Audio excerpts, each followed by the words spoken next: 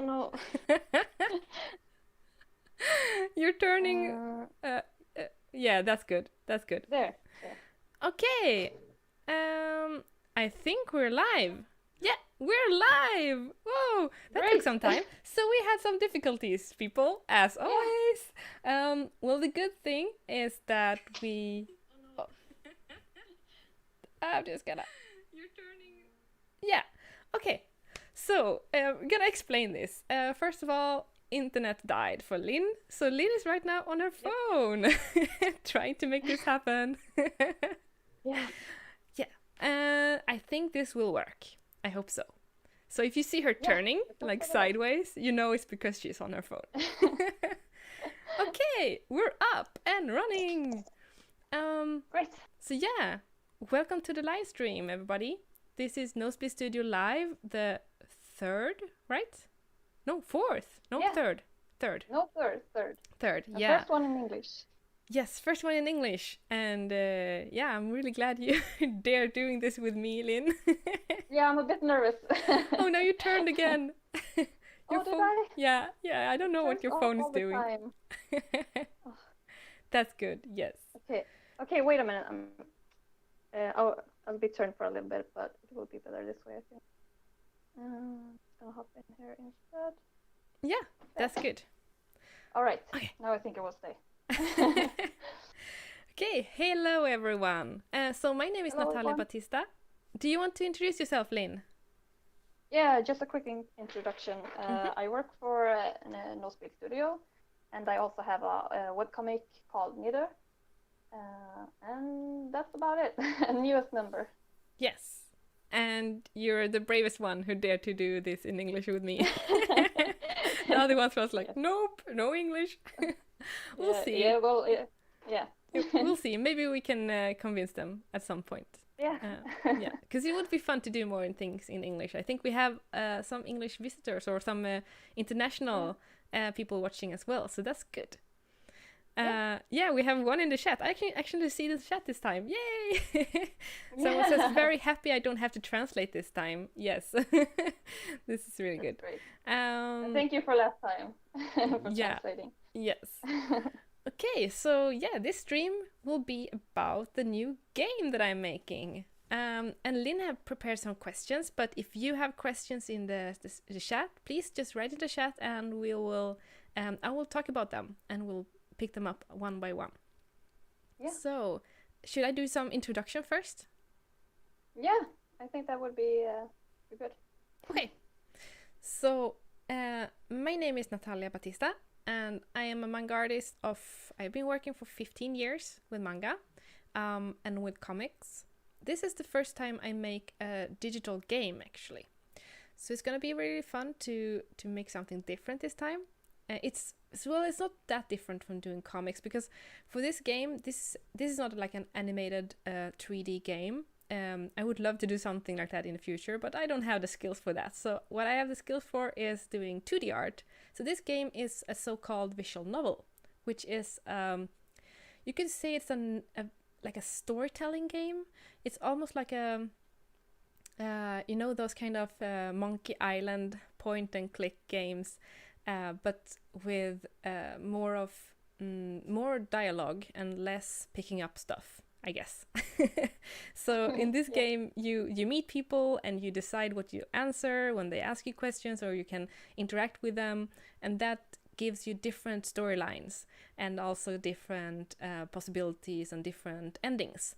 So there's multiple storylines, and especially because this game is actually based on the Sword Princess Amaltea manga, and which is my trilogy. There's 3 books in the story, and yeah. So the game, kind of, without spoiling too much, it's a standalone sequel. So it continues after the manga, and you follow the characters Amaltea and Ocean out into the world, and things happen, and you as the player, you even get to decide which character to pick sometimes, because sometimes they separate, and then you have to decide which one to play, and the computer plays the other character depending on what choices you've done before, which is a little bit tricky for me as a manuscript writer, because I have to make up choices that you make unintentionally, and then things happen, kinda. Yeah, so with that said, should we start the questioning? Yeah. So I was wondering a bit about the background. Mhm. So, like, what was the spark that got you into this project? Like, how did it come about from the beginning? Yeah, when I finished Sword Princess Amaltea in 2015, and I was I think it was 2016 at the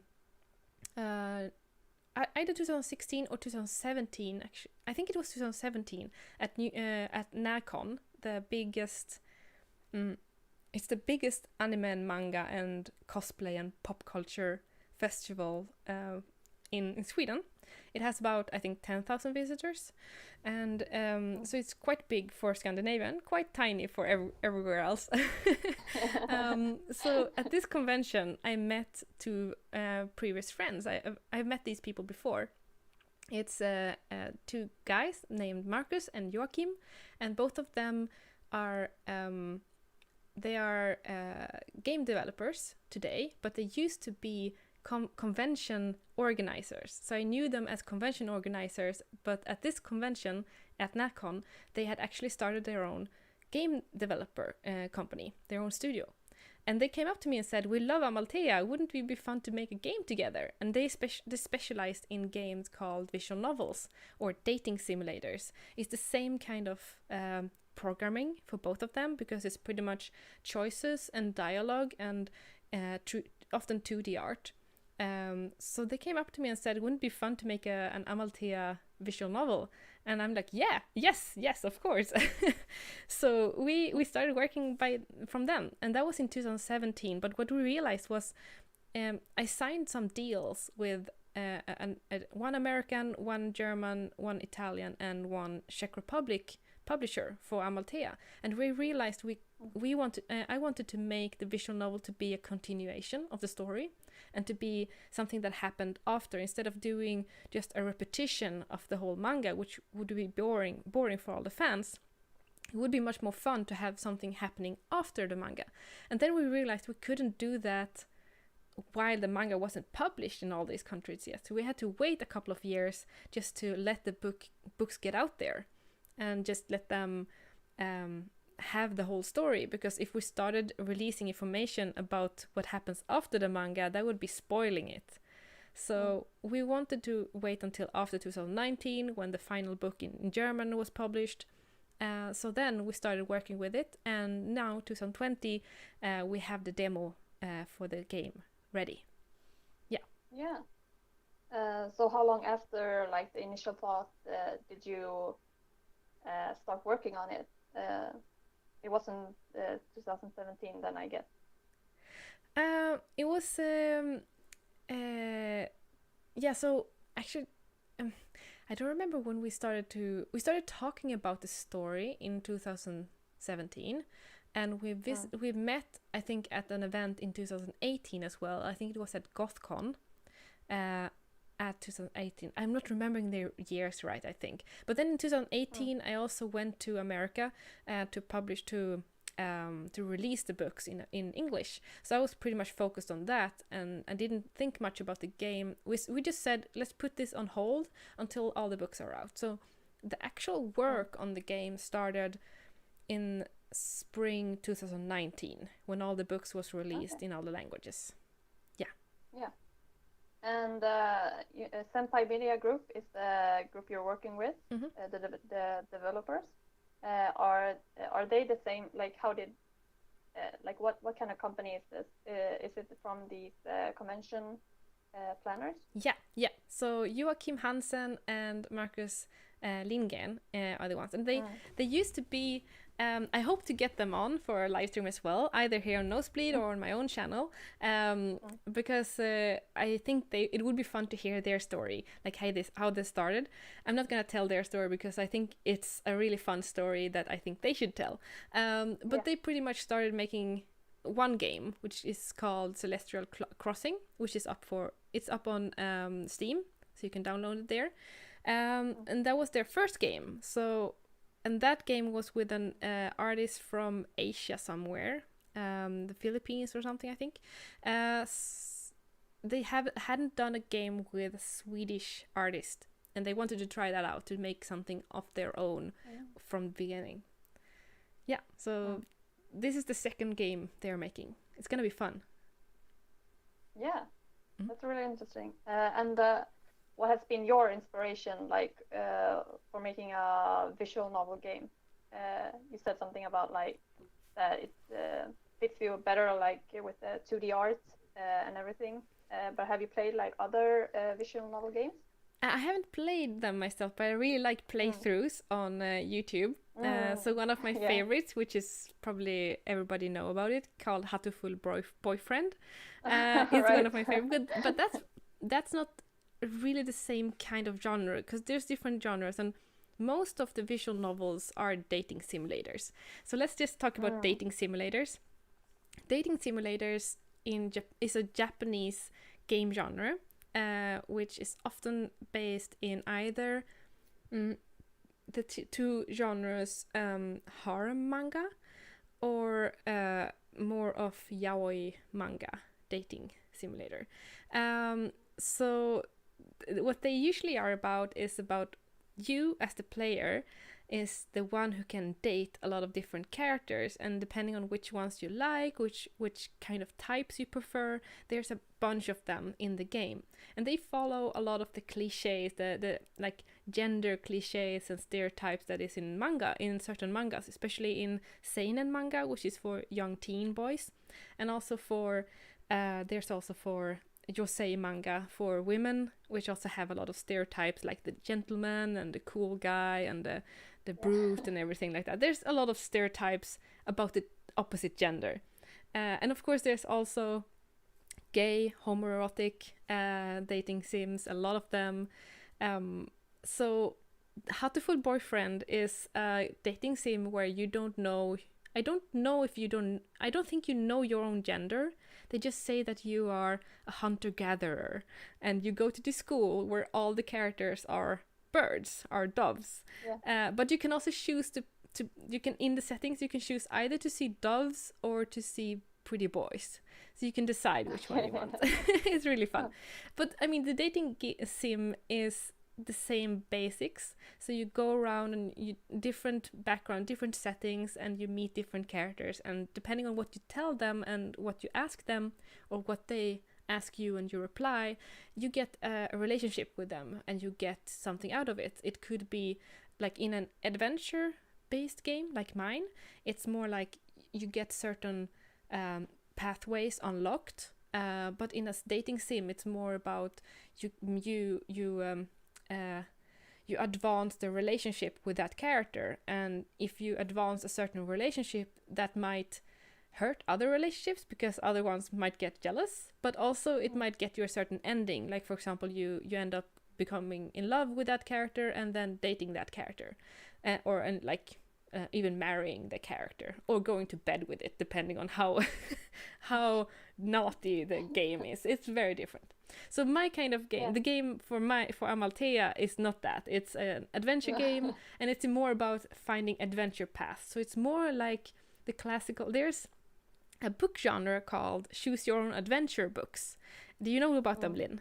Have you? Yeah, I know a little bit about them. Yeah, it's a really fun genre because it's in book form. It's about like you read page 59 and it ends with like there's a small story, and then it says, oh, either you do this or this, and if you decide to do the first thing, you have to go to page 61, or if you decide you go to 57 or something like that. You just jump around in the book, and it's kind of like that in the Amaltea game, because it's more of an adventure that you trot along a certain path, and you will notice that the game pushes you in a certain path. It's not like you can go back, but there's gonna be certain steps in the game where you're gonna not be able to go back. I'm not gonna tell what's happening because that's spoiling the game, but if any of you have played or will play the demo, you're gonna get a little bit in the end of the demo if you follow the whole story, and don't get caught by the knights, because there's a chance to get caught by the knights at one point. If you don't get caught, you can actually find in the end of the game a little bit of a hint on what's gonna happen in the next part of the game. So this part, demo, is actually just about 25% of the full game. Yeah. Right. And how has it been writing a story that has so many paths? Like, you have had to think of so many different options, like at every part. It's really, really, really fun, because I love math. I love numbers, and this is really like numbers. Like, it's almost like you have to calculate, like, if this happens and this happens. I actually did like a flow chart. It's really practical if you're gonna do a visual novel game, that you do a flow chart. We have like the character starts here, and then this decision branches out to these, and this decision branches out to these, and sometimes some branches might go together again. So you can have like a path that goes 3 steps, and another path that goes 1 step, and they end up at the same spot. But the one with 3 steps might earn you extra points in something, or might hurt you, I don't know, depending on what choices you do. So that's kind of the fun part with doing these kind of manuscripts, because instead of just thinking, when like you know, Lynn, when we make manuscripts for manga, it's so important for us, just like when you make a movie or something, you have to decide in what step do the reader experience the story. It's like you have to decide, like, if I put in a flashback here, it's gonna affect the reader, how the reader think about this character. Remember, you know that, like, you know the feeling, like how you're really careful about what step you take with each scene. When it's a story with the multiple storylines, it's not like that. You can't expect the reader the player to know exactly what's happening. Because in one storyline there can be a scene that the reader never experience. Like, there's, for example, if anyone is in the chat and they have actually tried the demo, there is actually several characters that you only get to meet if you do certain choices. And those characters, without spoiling too much, they're gonna come back. They're gonna do something in the rest of the game. So in that point, like, it's not like you will never meet them, because they're still gonna come back. But if you do meet them, something's gonna happen. So that's kind of the fun part. It's more like, it's almost like if you let a reader read your manga, and then the reader says, I really liked your manga, and then you ask them, oh, did you notice the character on page 57? Huh? What? No, I didn't. Also, in the background on page 57, it's like, no, I didn't. And then suddenly that character is really important. So that's kind of similar to when you do a manga or a storyline for a visual novel. You can add in some Easter eggs and stuff like that.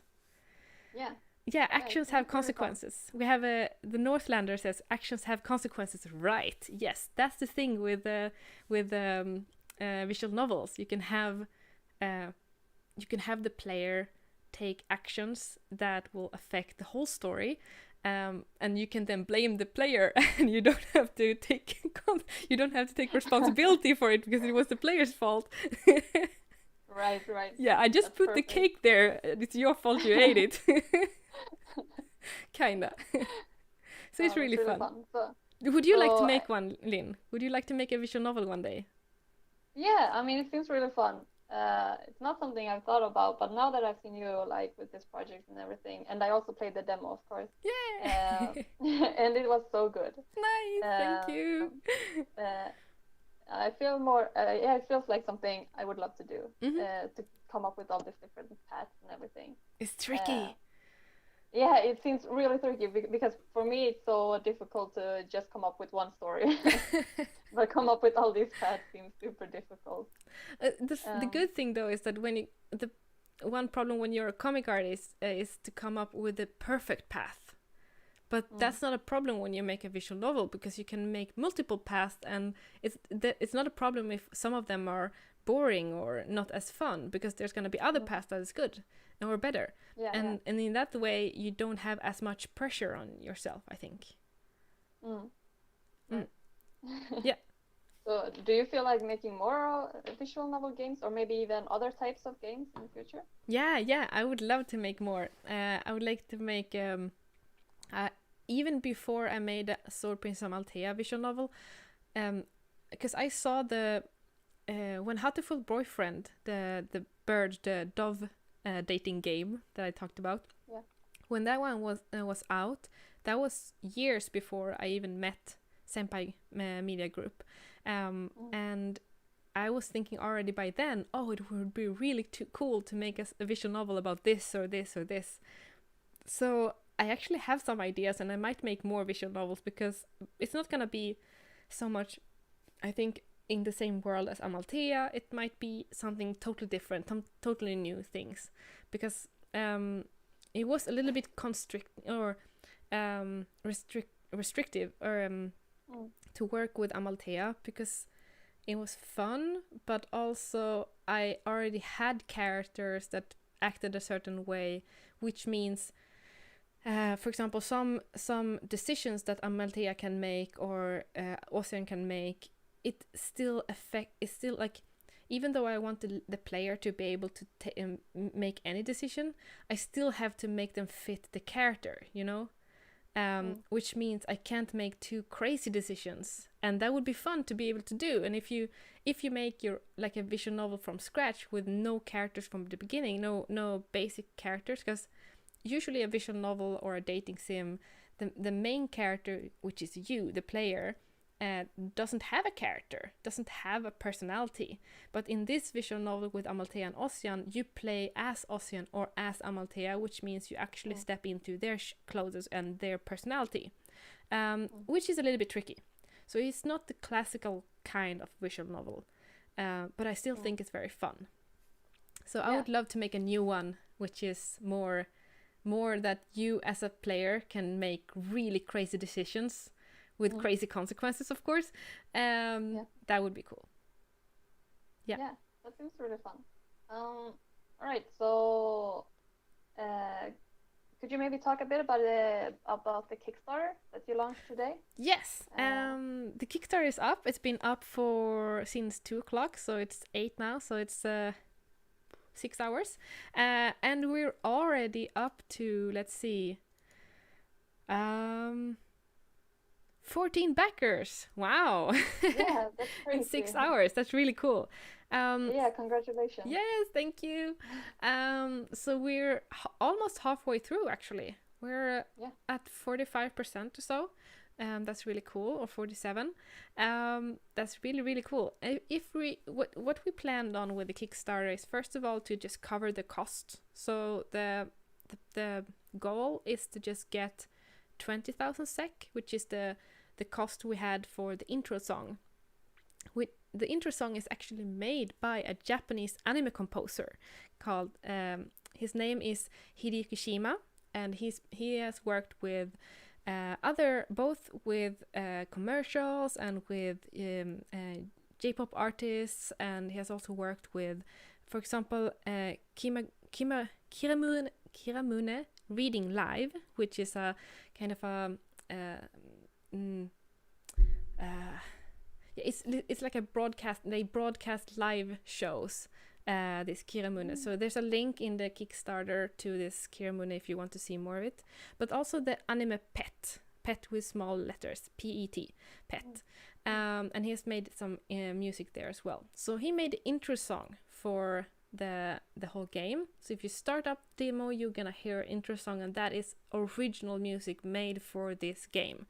And we hope to, the part of the Kickstarter is actually, we would love to make a full soundtrack with his works for the game, for different emotions that we could have in the game. And that is one of the stretch goals for the Kickstarter.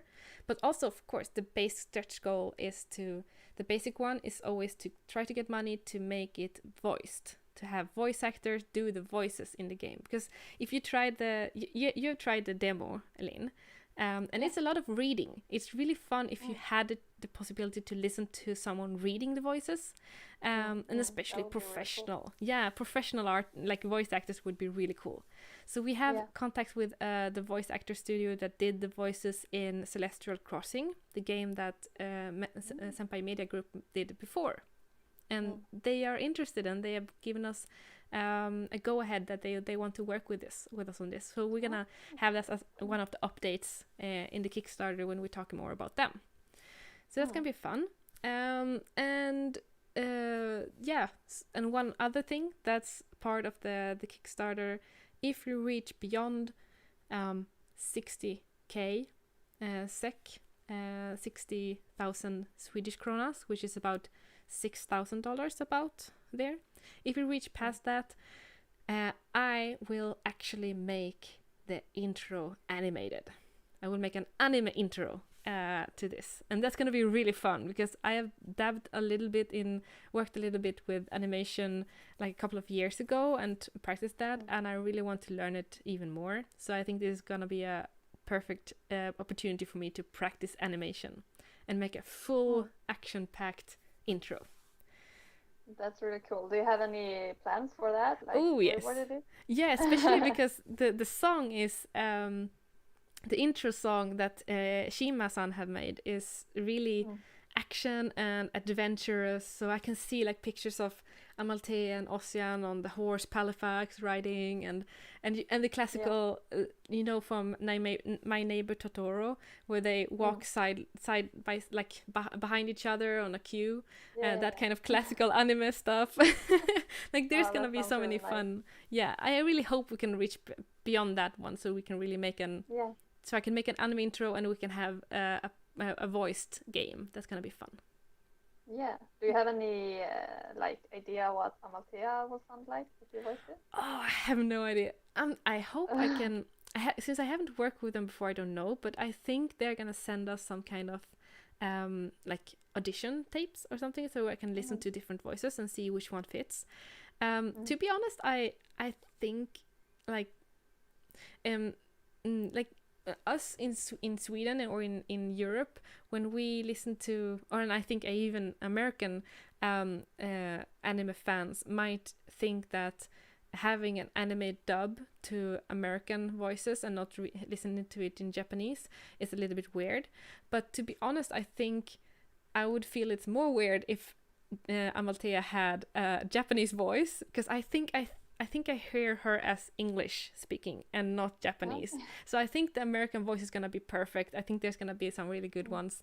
To me, it's going to be more weird if she ever gets a voice in Japanese. I think that's going to be more out of character for me, at least. But I still think that would be cool. Yeah.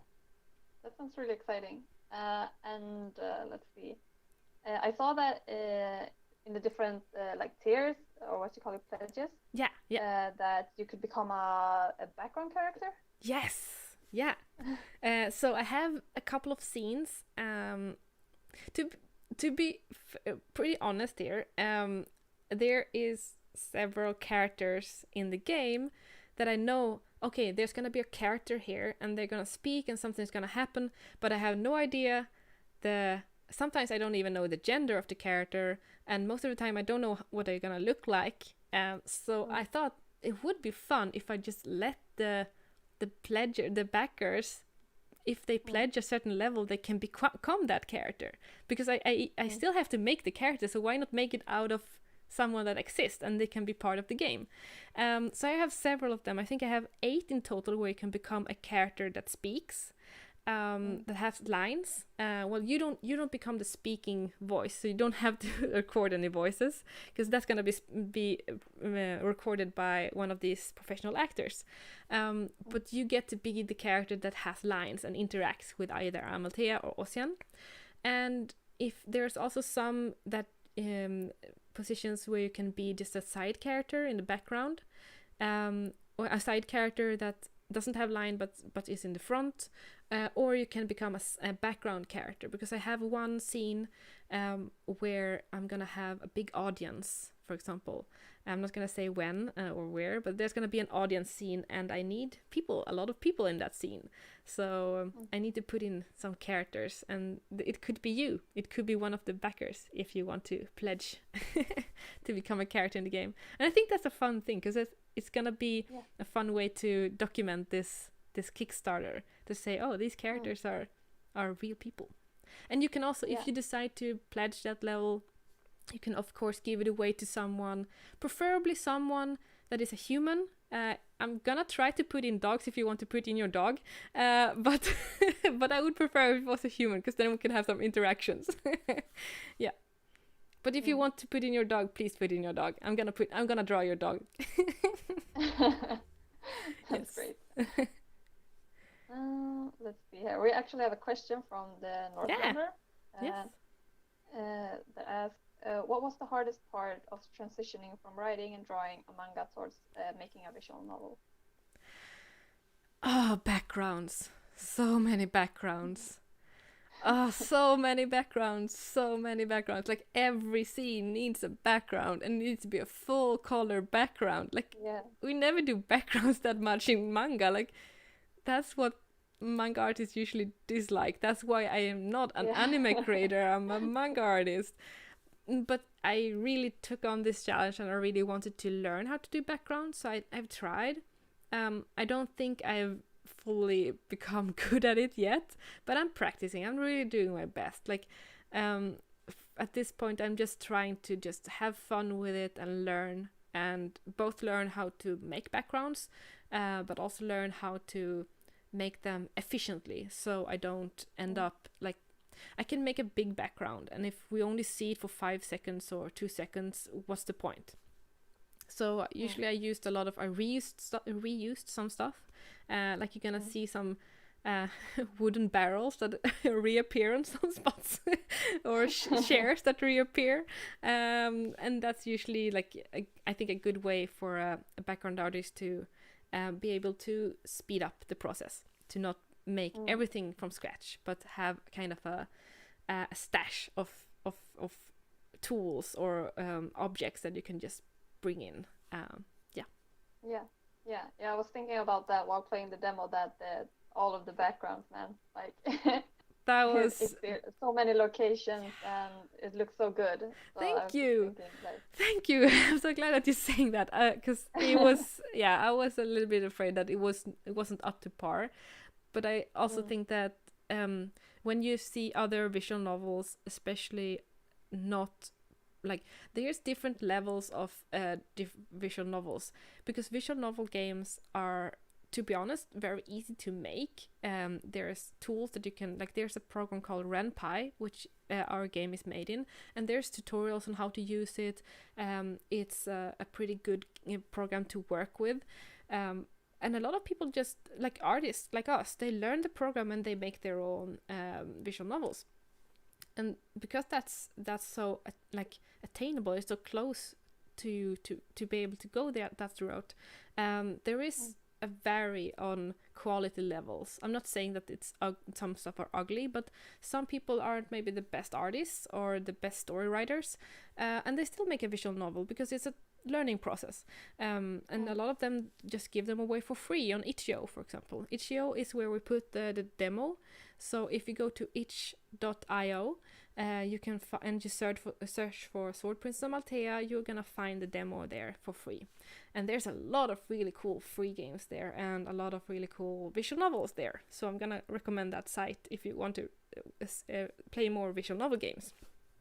But that's the thing with, like I said, there's the quality levels vary a lot. If you go to Kickstarter and go to the games and visual novels, especially the visual novels Discover campaign, because you can find a lot of the visual novels on Kickstarter, and there's all from, hey, I did this alone in my basement level, to like a full studio with several people working and super advanced graphics and animated intros and everything, and Japanese voice actors. Like, it's the whole genre, like the it's a whole spectrum of different Yeah. quality levels, and that's why I think it's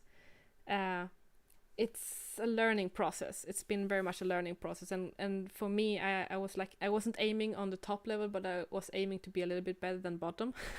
So I guess the backgrounds, I did my best, and I think I'm gonna get better with it, but I knew I wasn't on the bottom, at least. You're definitely not on the bottom. I think it looks really good. Really good. Thank you. So no words there. Nice. The Nordlander also asks, will the pledged character also be our own fictional characters or just real people? I haven't thought about that. I was thinking it was more of a real people thing. The issue with doing fictional characters is the issue of copyright. And I wouldn't want to present, like, if for example you, Lynn, said, oh, can one of my characters become a character in your game? I would say, of course it would be really fun, but you would have to sign some kind of waiver, some kind of agreement. And in that agreement would say that I kind of own the copyright to this version, and I would never want you to sign that as a copyright holder of that character, of your character. I wouldn't want you to sign that deal over to me. So it's not the same if I asked you to stand in as a model, like I drew you, Lynn.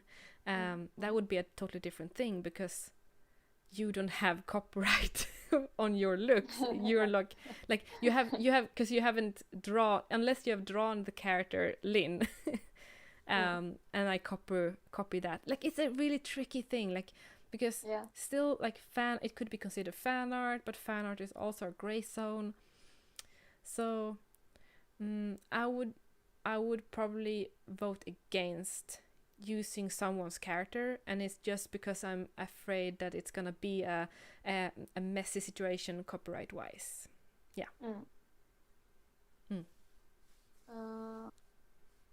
All right, and now, I mean, Sword Princess Amaltea, I feel like, has become really big. Like, it's been translated to many languages, and now it's also become a visual novel game. So I'm wondering if you have any more plans for Amaltea to expand even further into different, like, mediums and stuff like that. I have several plans.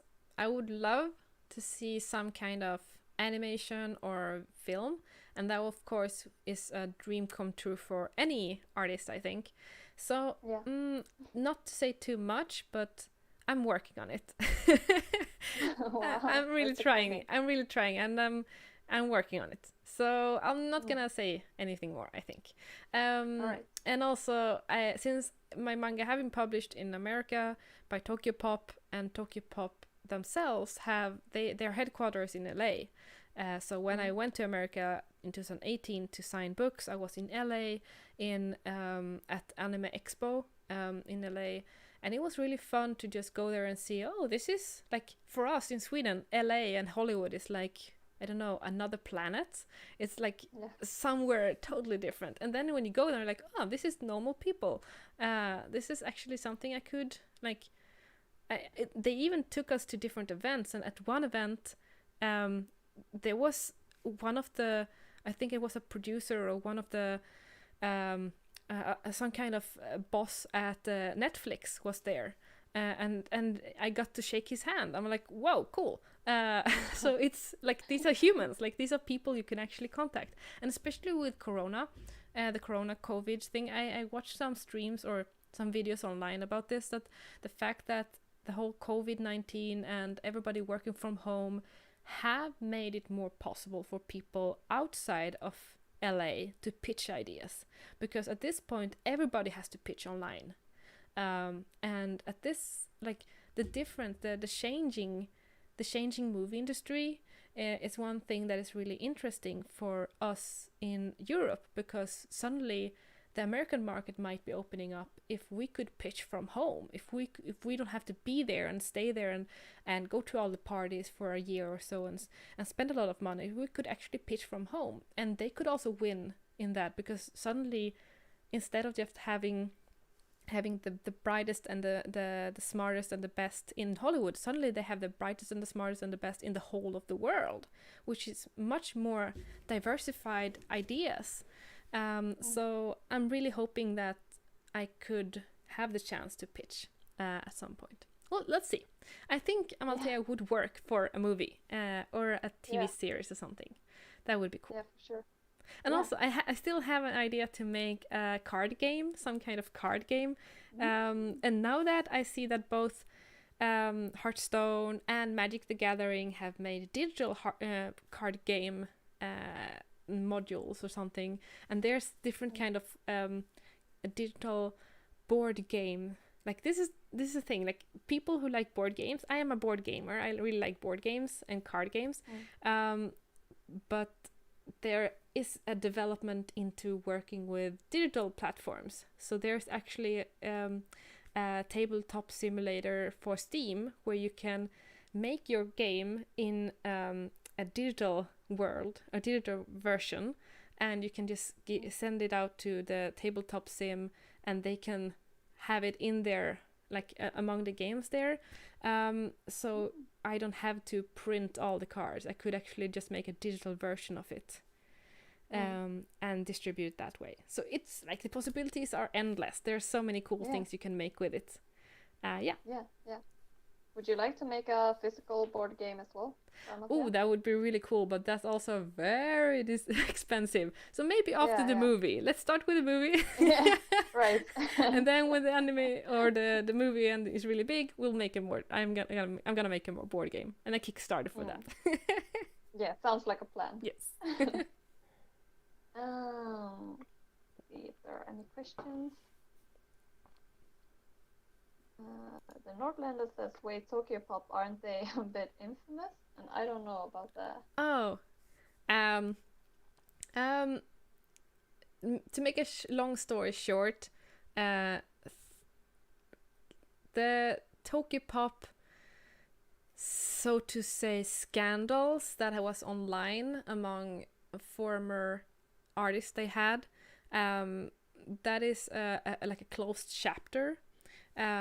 It was a lot about rights and contracts, and the contracts I have and I'm under is really good contracts. Like, you know, Lynn, because you were my former student at Comic Art School, and you know how hard I am about contracts, about good contracts. And you know that I would never sign a bad contract. Like, that would be going against my personal like principles. So I'm definitely on a really good contract, I think, by Tokyo Pop. And like, for example, they don't have the film rights. If I ask them to pitch my ideas to Hollywood, I would have to sign a new contract. A lot of publishers, like, they take everything. They take the film rights, they take the game rights, they take everything, like the whole shebang. And they didn't. Like I said, I only want you to have the American publishing rights, and they were like, okay, fine, that sounds good. So that's what they got. That's good. Yes. I also saw that you were going to stream on your channel after it. Yes. On Tuesday next week, me and the former Nosebleed studio member Elise Rosberg, which is also my friend, we're gonna stream together on my channel, which is Natalia Batista, or Manga Natalia, I think. So if you search for my name on YouTube, Natalia Batista, you're gonna find my channel, and in that channel you're gonna see me on Tuesday next week at 9 o'clock Central European time, and you're gonna see me and Elise Rosberg, and she's gonna play the game for the first time, the demo. Make the voices and make all the mistakes, and I'm gonna and she's gonna ask me questions, and I'm gonna reply with cryptic answers and not spoil too much. Yeah, so that one will be it's gonna be a playthrough with an editor's choice, like a, what do you call it when you have director's cut playthrough, where you can have like voices. Someone like, this scene was blah blah blah blah. Yeah. That's what's gonna happen on Tuesday, if you wanna watch it.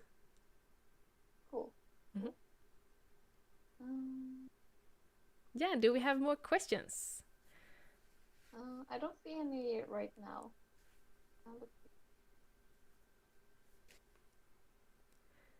Yeah, everyone Northlander seems said. Really excited. What? Yeah. No, I just said everyone seems really excited about it. Yes, it's gonna be fun. I'm really excited as well.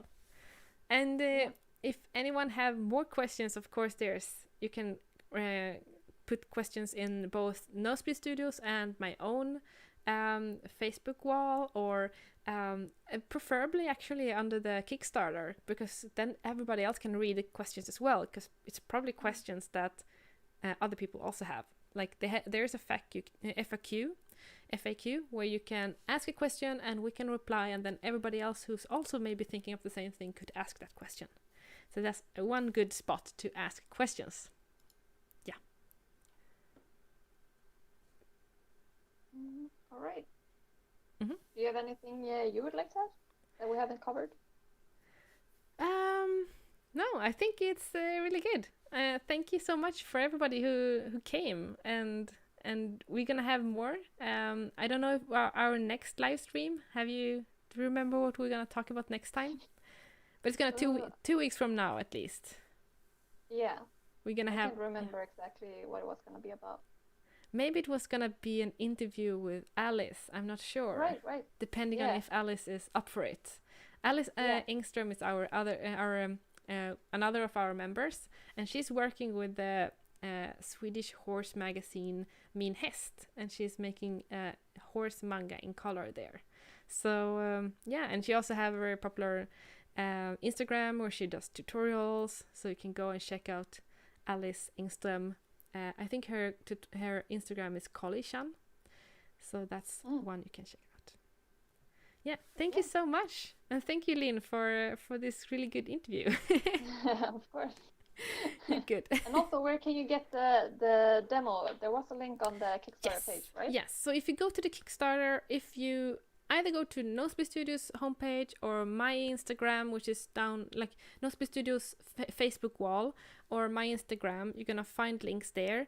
But you can also just go to Kickstarter and search for Sword Princess Amaltea, and you're definitely gonna find this, the Kickstarter. And in the top of the Kickstarter, like the top of the story text, you're gonna find a big link to a big picture where it says play the demo here, and you can find the link, and it's for free. The demo is all for free, so it's just download and play, have fun. It's about 40 minutes of storytelling and adventure. Yeah, it's really fun. So go check it out. Yes, and check out the Kickstarter. Yes. So thank you, everybody. This was really fun, and I hope you get to play the game.